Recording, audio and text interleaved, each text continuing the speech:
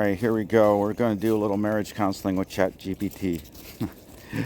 I didn't even really phrase my question really well, but asked, what does it mean when both partners feel they never do enough for each other or for the other? So basically what I was saying is, in my relationship, when it was ending, we both felt like as hard as we tried, we never made the other one happy. So I just glanced at this answer and it seems pretty good. So I'm going to read through the details and let other people tell me what they think too. When both partners feel that they never do enough for each other, it can indicate several underlying issues in the relationship. High expectations. Both partners may have unrealistic, very high expectations of what it means to support each other.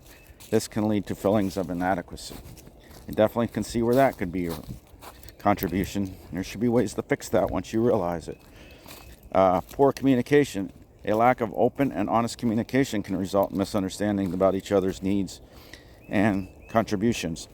Partners may not be expressing what they truly value and need from one another. That's a key thing. If you want to build real love after the myth of falling in love, that's a key thing to do. Emotional disconnection. If partners are emotionally disconnected, they might struggle to recognize and appreciate each other's efforts, leading to perpetual feelings of not doing enough. Very, very well said. Fear of inadequacy. Both partners may have a fear of not being enough or of disappointing each other, causing them to focus on perceived shortcomings rather than acknowledging what they do well. That's very true. Overcommitment. Both partners are overwhelmed with responsibilities, work, family, personal issues. They may feel too stretched thin to contribute adequately to the relationship. That's an interesting one. I don't think that actually applied too much to us. I think maybe we might have tried a little bit harder in some respects to do stuff we didn't want that the other person didn't necessarily want us to do either, which might be a different way of looking over that overcommitment and kind of wasting some efforts. Lack of appreciation. This is a big one too. If partners do not regularly express gratitude for each other's efforts, it can create a cycle of feeling unappreciated and undervalued. Comparison.